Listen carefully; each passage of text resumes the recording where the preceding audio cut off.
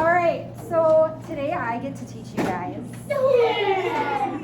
So today's to-do list, you guys are gonna go grab the note sheet from the back table and a glue stick. Mrs. Callio and I are gonna make sure you guys are gluing that into your notebooks. And then make sure you write down your assignment, read 30 minutes, and you guys have a formative on Friday. Okay?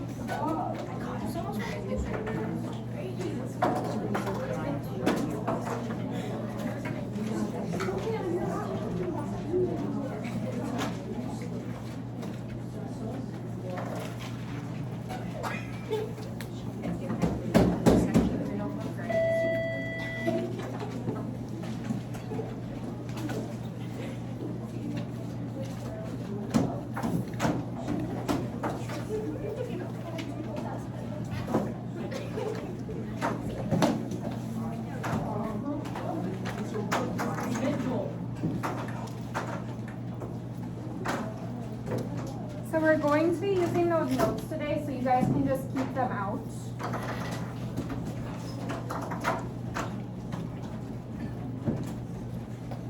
Can I have somebody read the learning target? Callie?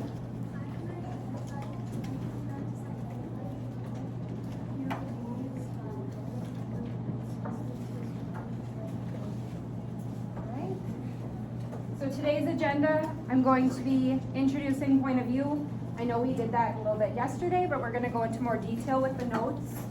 Then we're going to read I Am Malala, we'll play a book it, then we'll do the read aloud, and then we'll have some silent reading time. So yesterday we talked a little bit about perspective, which is a particular attitude towards something, the narrator's outlook or view on a story's events, characters, and the world. And point of view, which is the narrator's position in relation to the story being told. So yesterday, we read the story about the burglar and the real estate, and you guys each had different sides of the room. So you guys were the burglars, and you guys were the realtors. So the importance is that it changes how we interpret the story. So yesterday, you had a totally different interpretation than this side of the room. So I have a video for you guys to watch on point of view. It's about 3 minutes. Every story has a narrator, and every narrator has a different point of view. Which point of view is yours? Let's go! Everybody wants to know my point of view. First person is me, second person is you. Third person is me, third person is she. Everybody wants to know my POV. Everybody wants to know my point of view. First person is me, second person is you. Third person is me, third person is she. Everybody wants to know my POV.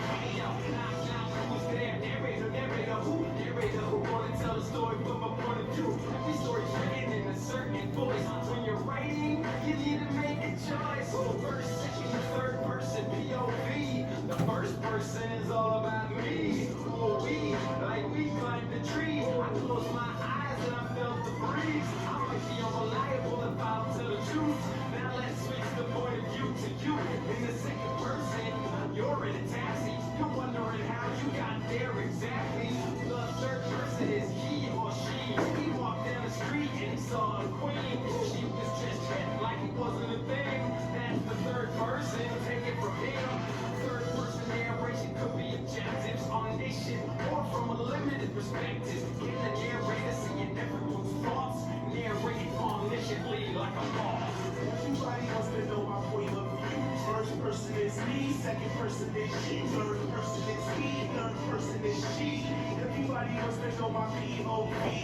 Everybody wants to know my point of view. First person is me, second person is you, third person is he, third person is she.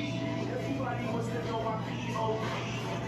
All right now, check your notes. Tell me which POV is in each quote. I was born with water on the brain. That's first person. Looked up into Father Wolf's face and laughed. That's third person. We didn't always live on Mango Street. That's first person. So he closed the eyes and lay quite still. That's third person. Your feet are now stuck in green slime. That's second person. In a hole in the ground, there lived a hobbit. That's third person. Made me so sick I almost fell out of the tree. That's first person. You're thinking this wasn't the way it was supposed to go.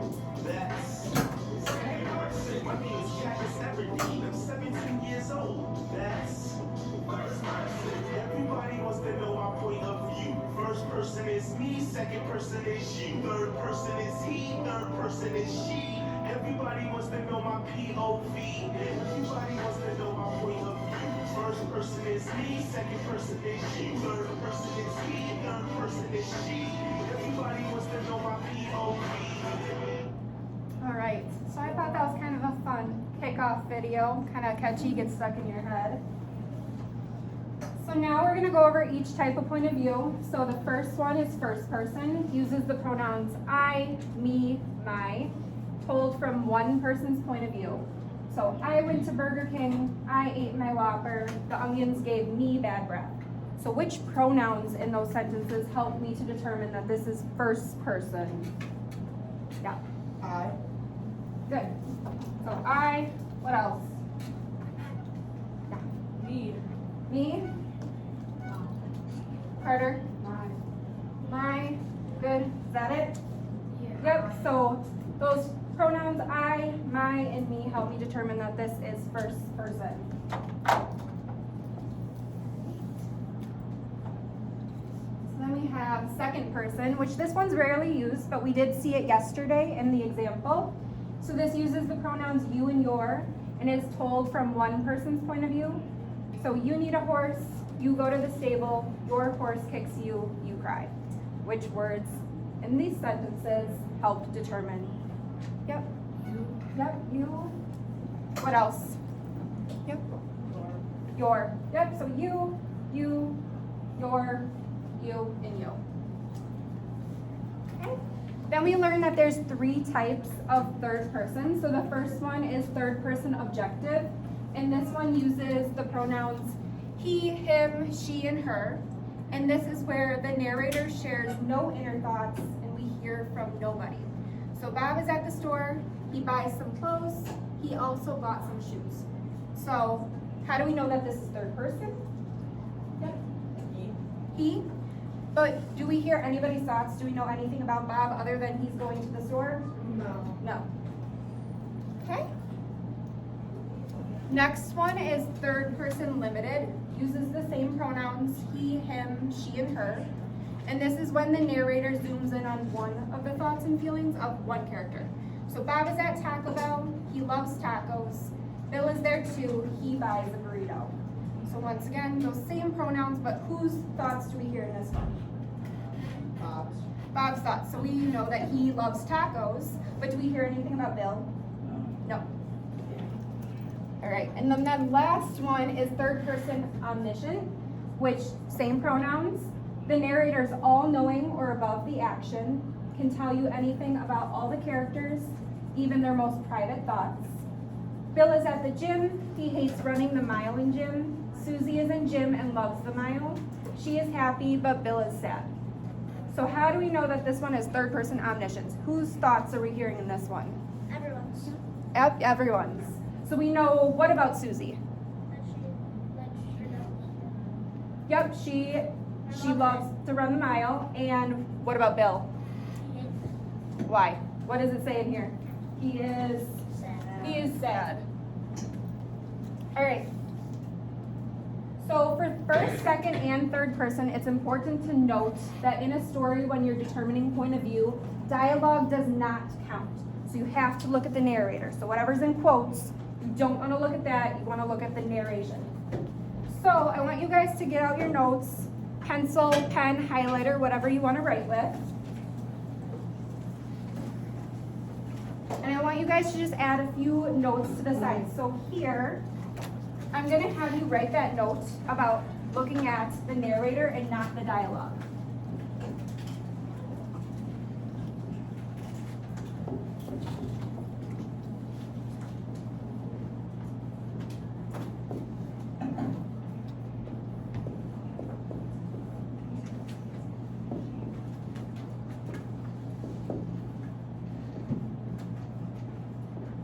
So if you guys can add that note under point of view.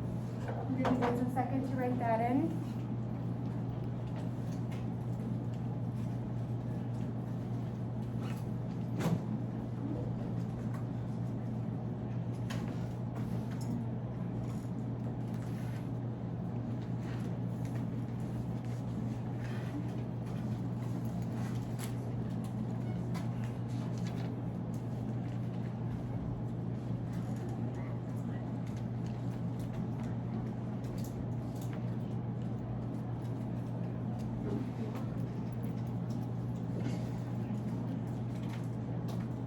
Does anybody need more time? Everybody good? Okay. So on the second part of your notes, I want you guys to look at the third person objective, limited, and omniscient. And what helps me remember these is that the O in objective kind of looks like a 0, which means we hear no inner thoughts. The limited, the L, looks like a 1. And then we learned yesterday that the root word for all is omni. So that's all. So I want you guys to add these notes on the side.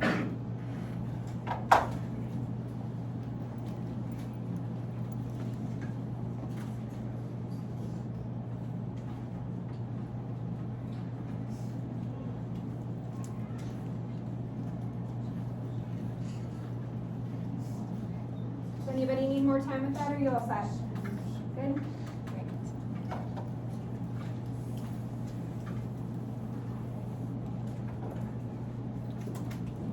So for the next activity, I want you guys to grab a whiteboard from the back counter and a marker and eraser.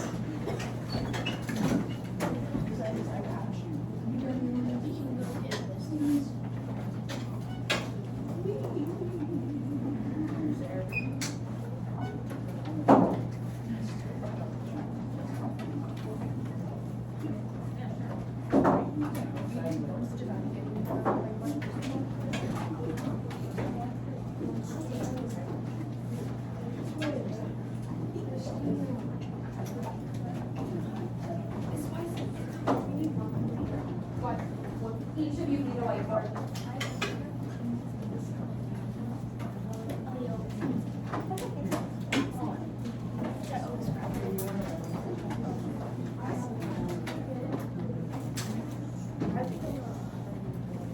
And as Miss Callio always tells you guys, I don't want you guys doodling. I will give you guys time if you guys are using the boards appropriately.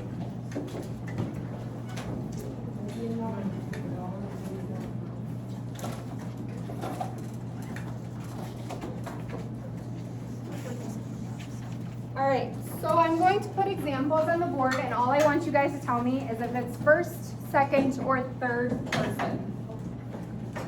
Your new haircut looks very nice on you. Yeah, sure. Write it on your board.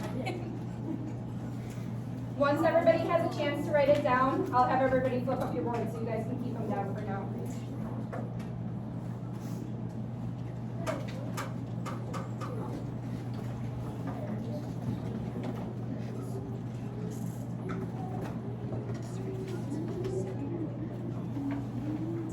Your new haircut looks very nice on you. You guys can flip your boards. Okay. Good job. Second person point of view. And what helped you guys determine that this was second person point of view? Yep, JJ. Yep, your new haircut looks very nice on you. Right? Next one you guys can erase. I woke up to the sound of thunder roaring in the sky.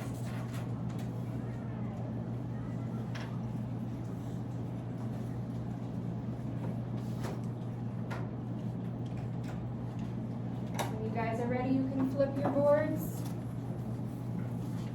Good. First person point of view. He watched the morning news, she sipped her coffee and turned the pages of her book.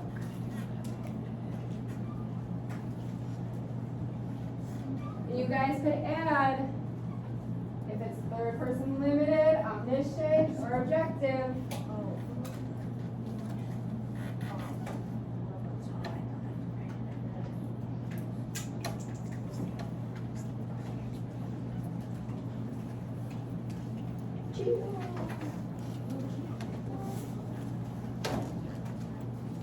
All right, you guys can flip your boards.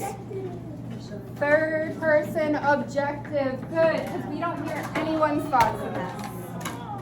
All right, this next one is a little tricky. I want you guys to pay close attention. I'm excited to eat lunch, Billy told his friend. He grabbed his lunchbox and they walked down to the cafeteria. All I want you guys to focus on is first, second, or third person point of view.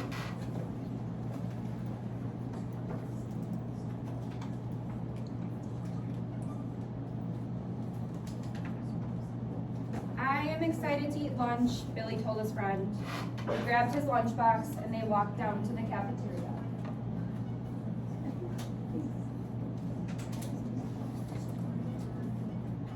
All right, you guys can flip your boards. Good, I didn't trick you guys. Third person. So why isn't this one first person? Because I see the word I. Yeah. Yep, we have to look at the narrator. So we don't want to look at this dialogue. So when we're trying to determine point of view, we don't want to look at this. We want to look at this part. So he, his, they. Good job. All right, you guys did great with those examples. So before we get into the next activity, I am going to give you guys a little break to doodle.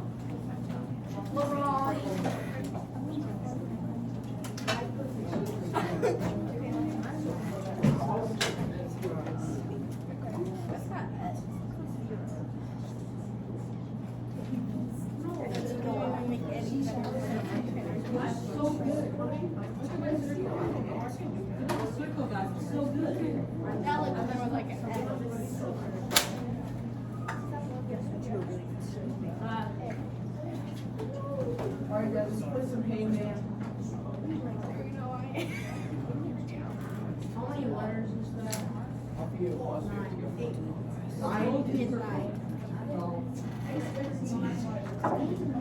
Mine's better. Carter should be Carter. I think it's one first. That was such a bummer. Massive. I was gonna win, you know that, Guess right? in letters. There's 8 letters. E. 2.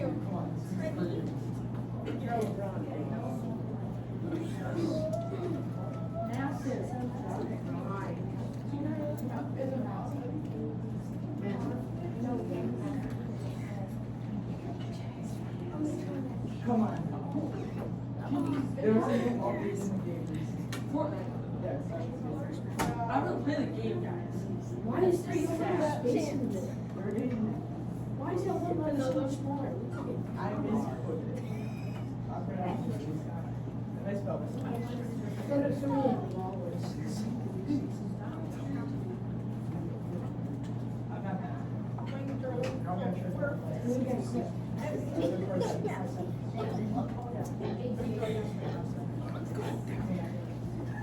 All right. right, I'm gonna have one person from your group put back your expo boards, markers, and erasers.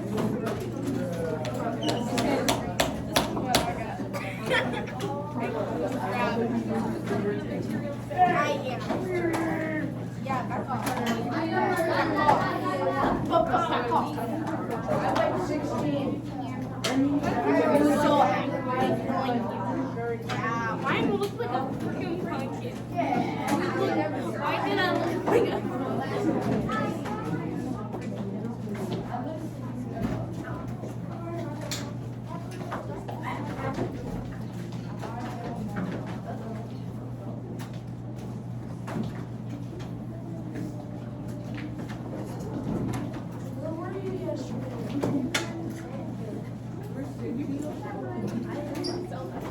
And you guys can close up your notebooks, because we won't need the notes. Just set those off to the side. No, you can set them off to the side.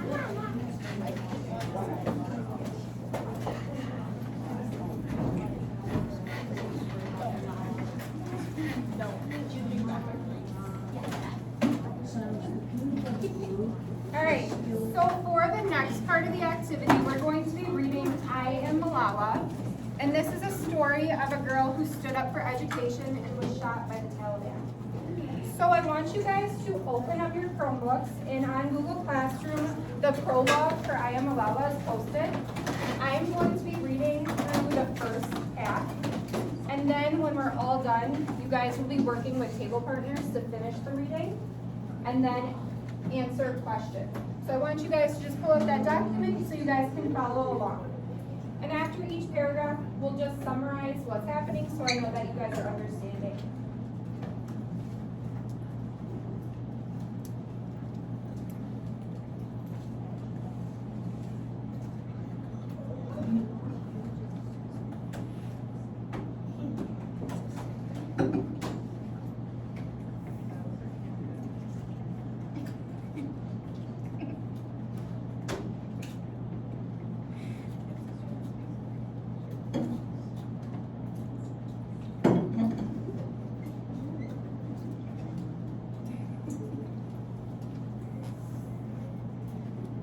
Everybody has it open?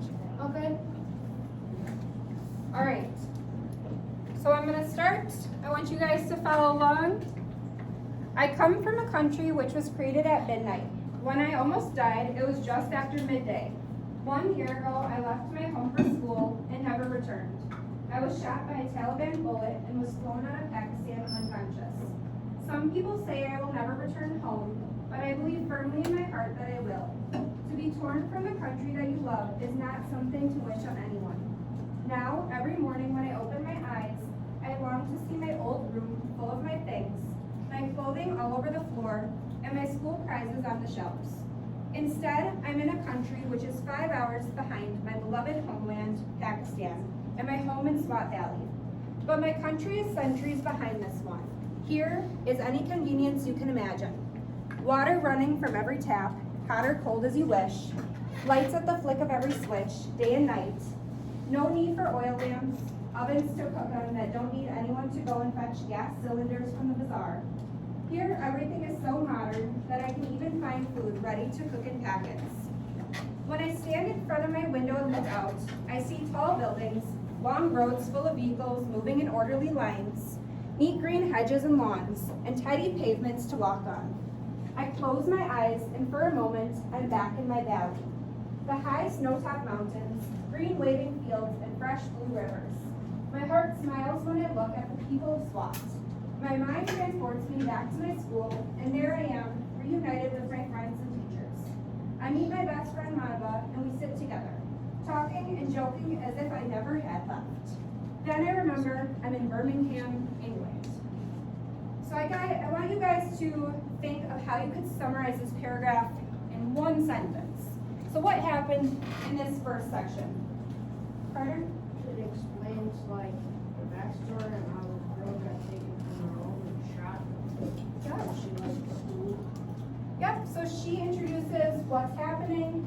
She shares her current living state in Birmingham, England. And she's kind of reminiscing about her hometown and her friends. The day when everything changed was Tuesday, October 9th, 2012. It wasn't the best of days to start with, as it was the middle of school exams. Though I'm a bookish girl, I didn't mind them as much as some of my classmates. That morning, we arrived in the narrow mud lane off of Haji Baba Road, and our usual procession of brightly painted rickshaws, sputtering diesel fumes, each one crammed with 5 or 6 girls. Since the time of the Taliban, our school has had no sign, and the ornamented brass door and white wall across from the woodcutter's yard gives no hint of what lies beyond. For us girls, that doorway was like a magical entrance to our own special world. As we skipped through, we cast off with our headscarves like winds puffing away clouds to make for the sun, and then ran helter-skelter up the steps. At the top of the steps was an open courtyard with doors to the classrooms. We dumped our backpacks in the rooms, then gathered for the morning assembly under the sky, our backs to the mountains as we stood to attention. One girl commanded, "Asan bash," or "stand at ease." We clicked our heels and responded, "Allah," and she said, "Hosher yar," or "attention." And we clicked our heels again, "Allah." The school was founded by my father before I was born, and on the wall above us, Kushal School was painted proudly in red and white letters. So let's summarize what happened in that paragraph. Let's think about it. So we start to hear what is happening on that day. Does anybody have a summary in a sentence? What happened in this paragraph? Maybe a little help with that one?